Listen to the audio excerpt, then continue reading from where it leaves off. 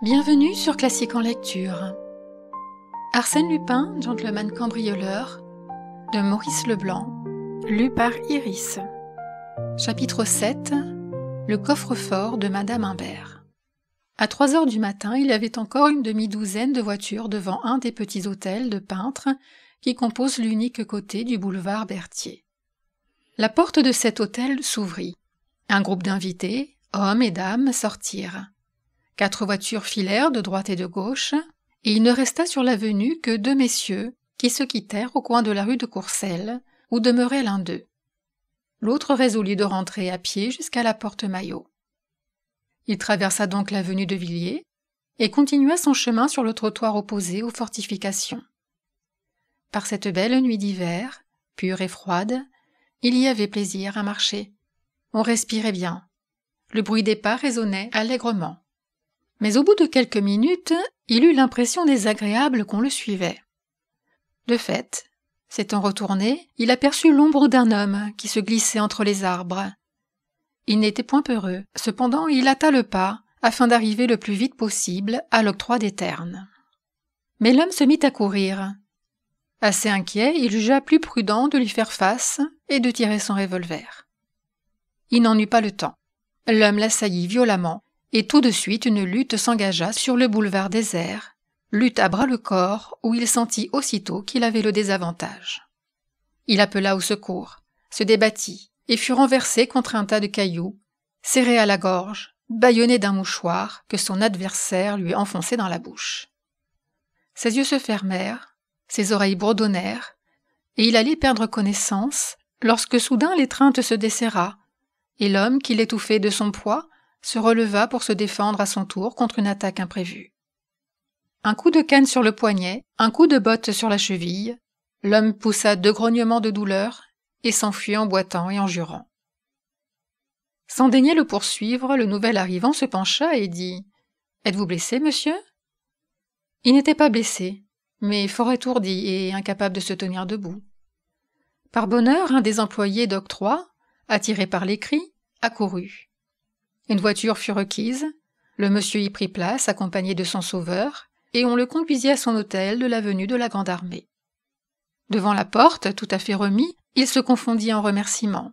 « Je vous dois la vie, monsieur. Veuillez croire que je ne l'oublierai point. Je ne veux pas effrayer ma femme en ce moment, mais je tiens à ce qu'elle vous exprime elle-même dès aujourd'hui toute ma reconnaissance. » Il le pria de venir déjeuner et lui dit son nom, Ludovic Imbert, ajoutant « Puis-je savoir à qui j'ai l'honneur ?» Mais certainement, fit l'autre, et il se présenta. Arsène Lupin. Arsène Lupin n'avait pas alors cette célébrité que lui ont valu l'affaire Cahorn, son évasion de la santé et tant d'autres exploits retentissants. Il ne s'appelait même pas Arsène Lupin. Ce nom auquel l'avenir réservait un tel lustre fut spécialement imaginé pour désigner le sauveur de M. Imbert. Et l'on peut dire que c'est dans cette affaire qu'il reçut le baptême du feu. Prêt au combat, il est vrai, armé de toutes pièces, mais sans ressources, sans l'autorité que donne le succès. Arsène Lupin n'était qu'apprenti, dans une profession où il devait bientôt passer maître. Aussi quel frisson de joie à son réveil, quand il se rappela l'invitation de la nuit. Enfin il touchait au but. Enfin il entreprenait une œuvre digne de ses forces et de son talent. Les millions des Imbert, quelle proie magnifique pour un appétit comme le sien. Il fit une toilette spéciale, redingote râpée, pantalon élimé, chapeau de soie un peu rougeâtre, manchettes et faux cols effiloqués, le tout fort propre, mais sentant la misère. Comme cravate, un ruban noir, épinglé d'un diamant de noix à surprise. Et ainsi accoutré, il descendit l'escalier du logement qu'il occupait à Montmartre. Au 3e étage, sans s'arrêter, il frappa du pommeau de sa canne sur le battant d'une porte close. Dehors, il gagna les boulevards extérieurs. Un tramway passait. Il y prit place, et quelqu'un qui marchait derrière lui, le locataire du 3e étage, s'assit à son côté. Au bout d'un instant, cet homme lui dit « Eh bien, patron ?»« Eh bien, c'est fait. »« Comment ?»« J'y déjeune. »« Vous y déjeunez ?»« Tu ne voudrais pas, j'espère, que j'eusse exposé gratuitement des jours aussi précieux que les miens. J'ai arraché M. Ludovic Imbert à la mort certaine que tu lui réservais. M. Ludovic Imbert est une nature reconnaissante. Il m'invite à déjeuner. » Un silence et l'autre hasarda. « Alors, vous n'y renoncez pas ?»« Mon petit, fit Arsène, si j'ai machiné la petite agression de cette nuit, si je me suis donné la peine à 3 heures du matin, le long des fortifications, de t'allonger un coup de canne sur le poignet et d'un coup de pied sur le tibia, risquant ainsi d'endommager mon unique ami, ce n'est pas pour renoncer maintenant au bénéfice d'un sauvetage si bien organisé. Mais les mauvais bruits qui courent sur la fortune, laissez-les courir.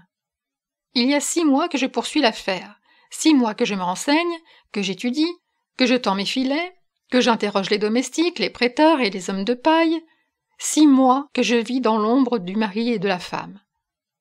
Par conséquent, je sais à quoi m'en tenir.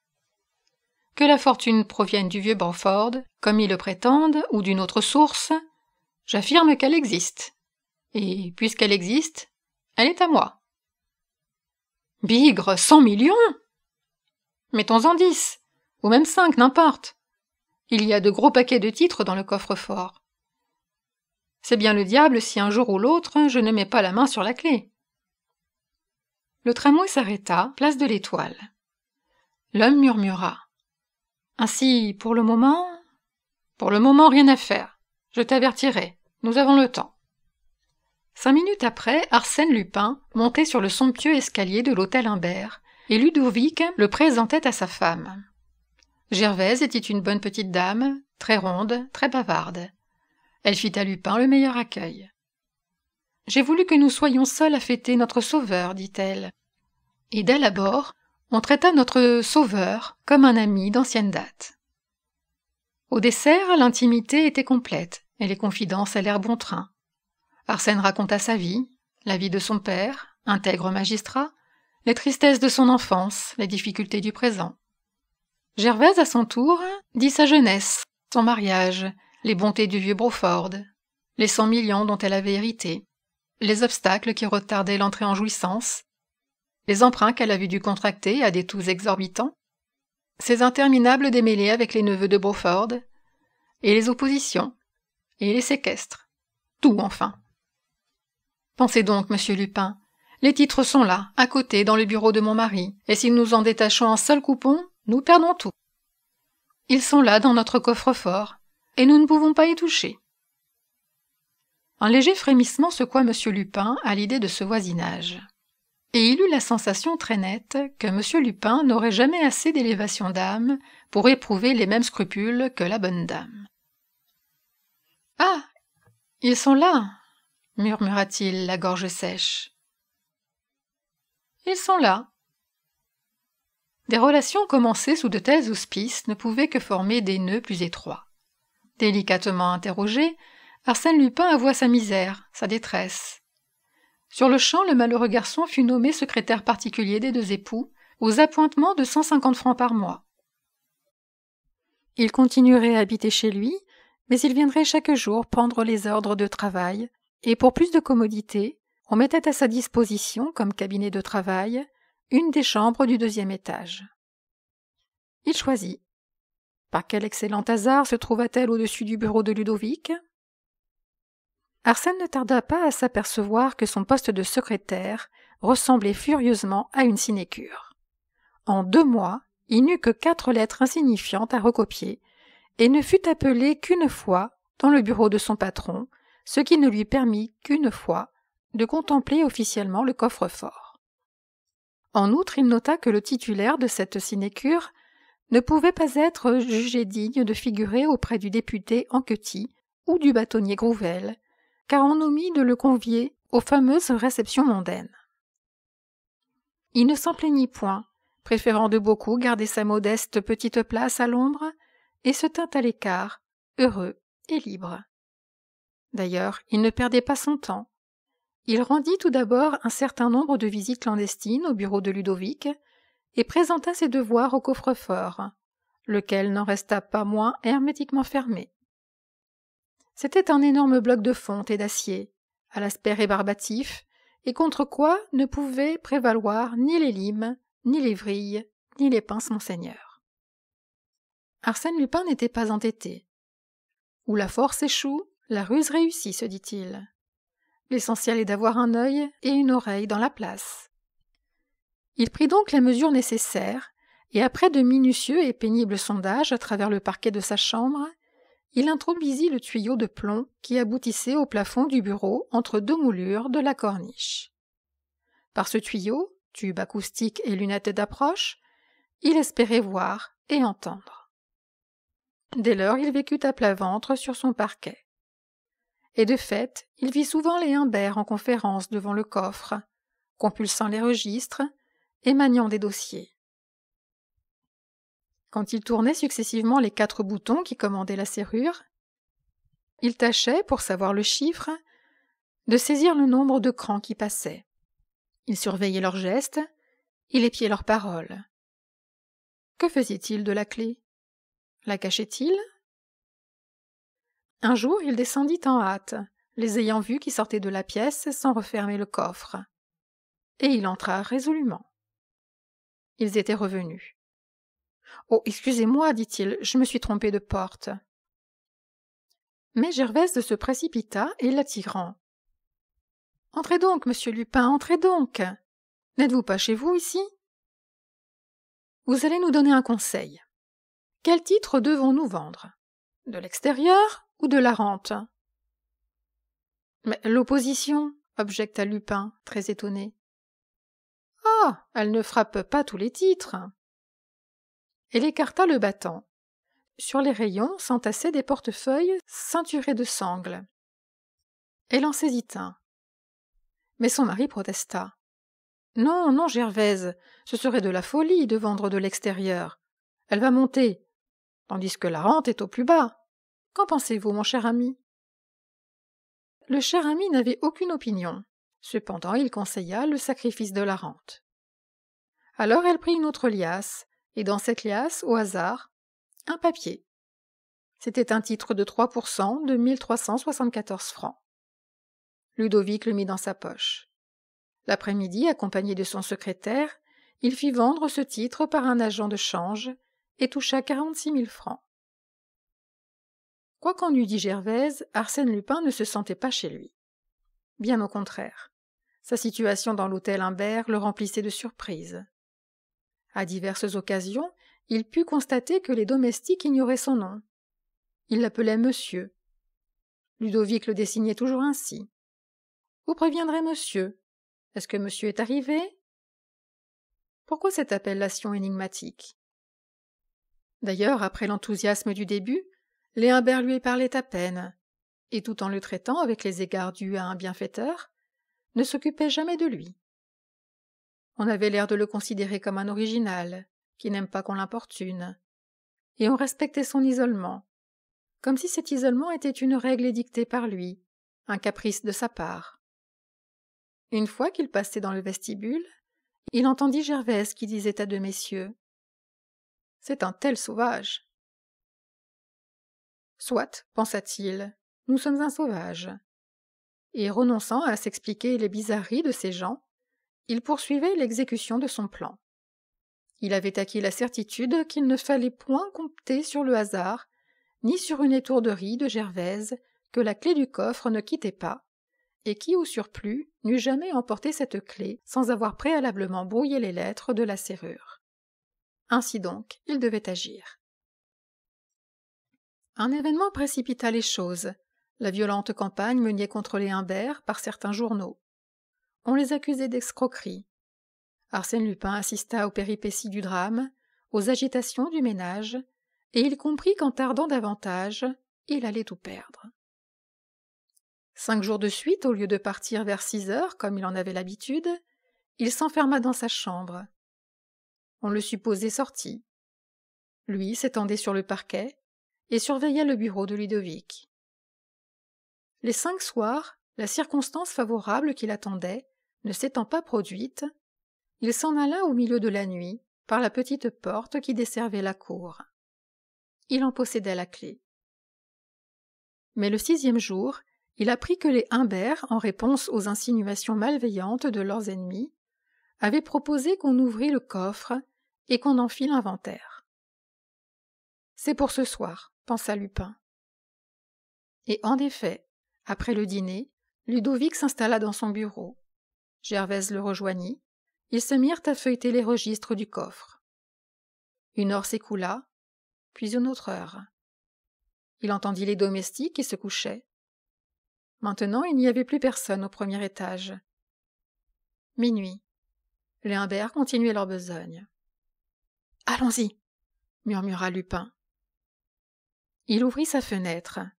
Elle donnait sur la cour et l'espace par la nuit, sans lune et sans étoiles, était obscur.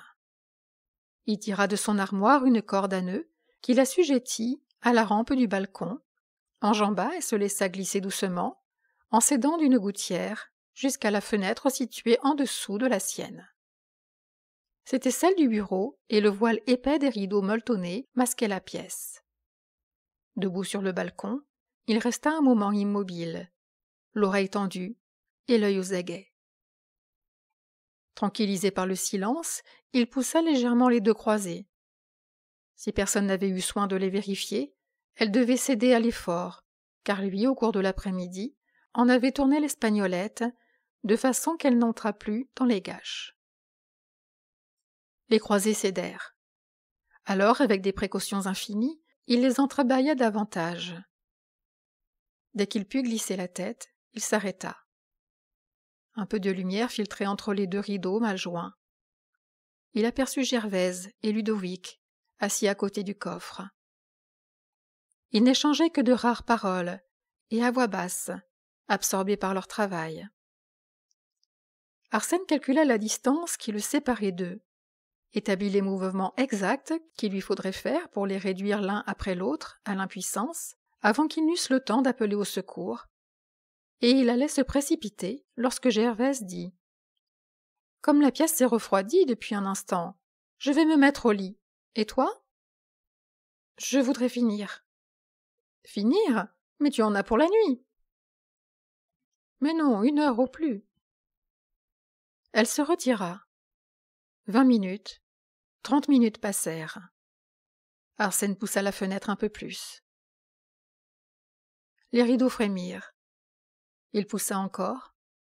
Ludovic se retourna et, voyant les rideaux gonflés par le vent, se leva pour fermer la fenêtre. Il n'y eut pas un cri, pas même une apparence de lutte. En quelques gestes précis, et sans lui faire le moindre mal, Arsène l'étourdit, lui enveloppa la tête avec le rideau, le ficela de telle manière que Ludovic ne distingua même pas le visage de son agresseur. Puis, rapidement, il se dirigea vers le coffre, saisit 2 portefeuilles qu'il mit sous son bras, sortit du bureau, descendit l'escalier, traversa la cour et ouvrit la porte de service. Une voiture stationnait dans la rue.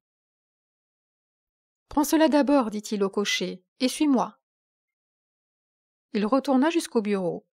En 2 voyages, ils vidèrent le coffre. Puis Arsène monta dans sa chambre, enleva la corde, effaça toute trace de son passage. C'était fini. Quelques heures après, Arsène Lupin, aidé de son compagnon, opéra le dépouillement des portefeuilles. Il n'éprouva aucune déception, l'ayant prévu, à constater que la fortune des Humbert n'avait pas l'importance qu'on lui attribuait. Les millions ne se comptaient pas par centaines, ni même par dizaines. Mais enfin le total formait encore un chiffre très respectable, et c'était d'excellentes valeurs, obligations, de chemins de fer, ville de Paris, fonds d'État, Suez, mines du Nord, etc. Il se déclarait satisfait. « Certes, dit-il, il y aura un rude déchet quand le temps sera venu de négocier. On se heurtera à des oppositions, et il faudra plus d'une fois liquider à vil prix. N'importe, avec cette première mise de fonds, je me charge de vivre comme je l'entends, et de réaliser quelques rêves qui me tiennent à cœur. Et le reste ? Tu peux le brûler, mon petit. Ces tas de papiers faisaient bonne figure dans le coffre-fort. Pour nous, c'est inutile. Quant aux titres, nous allons les enfermer bien tranquillement dans le placard, et nous attendrons le moment propice. » Le lendemain, Arsène pensa qu'aucune raison ne l'empêchait de retourner à l'hôtel Humbert.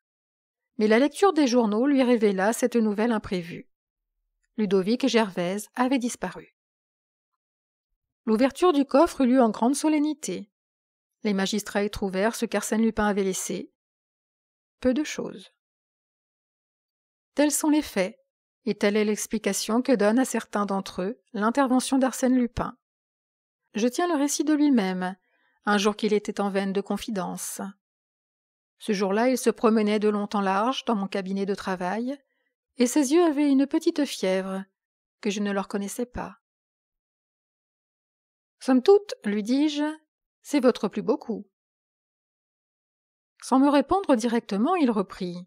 « Il y a dans cette affaire des secrets impénétrables. Ainsi, même après l'explication que je vous ai donnée, que d'obscurités encore. Pourquoi cette fuite? Pourquoi n'ont-ils pas profité du secours que je leur apportais involontairement? Il était si simple de dire « Les 100 millions se trouvaient dans le coffre, ils n'y sont plus parce qu'on les a volés. » Ils ont perdu la tête. Oui, voilà, ils ont perdu la tête. D'autre part, il est vrai... Il est vrai? Non, rien. Que signifiait cette réticence? Il n'avait pas tout dit, c'était visible. Et ce qu'il n'avait pas dit, il répugnait à le dire. J'étais intriguée. Il fallait que la chose fût grave pour provoquer l'hésitation chez un tel homme. Je lui posai des questions au hasard. « Vous ne les avez pas revus? » ?»« Non. »« Et il ne vous est pas devenu d'éprouver à l'égard de ces deux malheureux quelque pitié? » ?»« Moi ?» proféra-t-il en sursautant. Sa révolte m'étonna. Avais-je touché juste? J'insistais. Évidemment, sans vous, ils auraient peut-être pu faire face au danger, ou du moins partir les poches remplies. Des remords, c'est bien cela que vous m'attribuez, n'est-ce pas? Dame, il frappa violemment sur ma table. Ainsi, selon vous, je devrais avoir des remords. Appelez cela des remords ou des regrets, bref, un sentiment quelconque.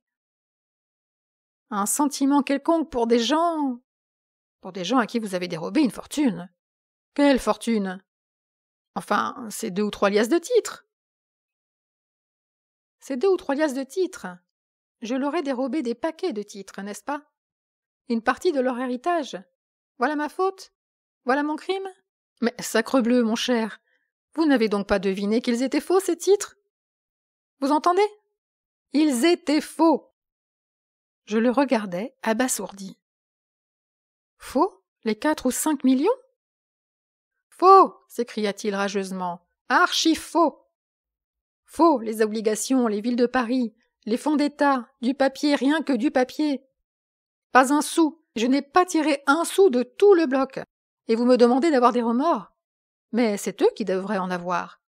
Ils m'ont roulé comme un vulgaire gogo. Ils m'ont plumé comme la dernière de leurs dupes. Et la plus stupide. Une réelle colère l'agitait, faite de rancune et d'amour-propre blessé. Mais d'un bout à l'autre, j'ai eu le dessus dès la première heure. Savez-vous le rôle que j'ai joué dans cette affaire, ou plutôt le rôle qui m'ont fait jouer? Celui d'André Broford. Oui, mon cher. Et je n'y ai vu que du feu. C'est après, par les journaux et en rapprochant certains détails, que je m'en suis aperçu. Tandis que je posais au bienfaiteur, au monsieur qui a risqué sa vie pour vous tirer de la griffe des Apaches, eux, ils me faisaient passer pour un des Broford. N'est-ce pas admirable? Cet original qui avait sa chambre au 2e étage, ce sauvage que l'on montrait de loin, c'était Broford. Et Broford, c'était moi. Et grâce à moi, grâce à la confiance que j'inspirais sous le nom de Broford, les banquiers prêtaient, et les notaires engageaient leurs clients à prêter. Hein? Quelle école pour un débutant! Ah, je vous jure que la leçon m'a servi. Il s'arrêta brusquement, me saisit le bras, et me dit d'un ton exaspéré où il était facile, cependant, de sentir des nuances d'ironie et d'admiration. Il me dit cette phrase ineffable. « Mon cher, à l'heure actuelle, Gervaise Humbert me doit 1500 francs. » Pour le coup, je ne pus m'empêcher de rire. C'était vraiment d'une bouffonnerie supérieure. Et lui-même eut un excès de franche gaieté. « Oui, mon cher, 1500 francs. Non seulement je n'ai pas palpé le premier sou de mes appointements, mais encore elle m'a emprunté 1500 francs. Toutes mes économies de jeune homme. Et savez-vous pourquoi? Je vous le donne en 1000. Pour ces pauvres. Comme je vous le dis. Pour de prétendus malheureux qu'elle soulageait à l'insu de Ludovic. Et j'ai coupé là-dedans. Est-ce assez drôle, hein? Arsène Lupin refait de 1500 francs. Et refait par la bonne dame à laquelle il volait 4 millions de faux titres. Et que de combinaisons, d'efforts et de ruses géniales il m'a fallu pour en arriver à ce beau résultat. C'est la seule fois que j'ai été roulé dans ma vie, mais fichtre. Je l'ai bien été cette fois-ci. Et proprement, dans les grands prix.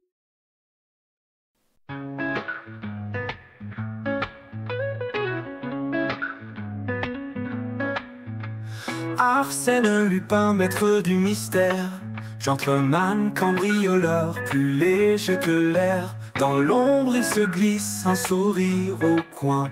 Le monde est son jeu, il n'a peur de rien. Sous la lune argentée, il trace sa route, avec une grâce sans aucun doute. Les coffres-forts s'ouvrent sous ses doigts, un clin d'œil suffit, et les trésors sont à lui. Les policiers courent après son ombre, mais lui disparaît dans la nuit sombre. Un geste élégant, un pas feutré, et Lupin s'évapore sans laisser de clé. Arsène Lupin, maître du mystère, gentleman cambrioleur, plus léger que l'air. Dans l'ombre il se glisse, un sourire au coin. Le monde est son jeu, il n'a peur de rien. Il se joue des barons et des rois. Les riches tremblent quand il est là. Mais son code d'honneur est clair et précis. Il ne vole jamais, sans raison, sans merci. L'amour des défis, des énigmes subtiles, c'est sa passion qui le rend indocile. Les bijoux, les toiles et les pierres fines, pour Arsène Lupin, de l'adrénaline. Arsène Lupin, maître du mystère, gentleman cambrioleur, plus léger que l'air. Dans l'ombre il se glisse, un sourire au coin. Le monde est son jeu, il n'a peur de rien. À chaque coup il laisse une carte signée, son nom lettre d'or toujours bien gravée. Il joue avec l'esprit des puissants, des faibles, mais toujours avec style et un brin espiègle. Et quand l'aube se lève sur ses exploits, il n'est déjà plus qu'un souvenir là-bas. Un murmure dans l'air, un souffle de vent, le gentleman cambrioleur, toujours gagnant. Arsène Lupin, maître du mystère, gentleman cambrioleur, plus léger que l'air. Dans l'ombre il se glisse, un sourire au coin. Le monde est son jeu, il n'a peur de rien. Arsène Lupin, éternel fantôme, le roi des voleurs, comme une icône. D'un clin d'œil au cœur et jamais vaincu, avec élégance, il nous salue.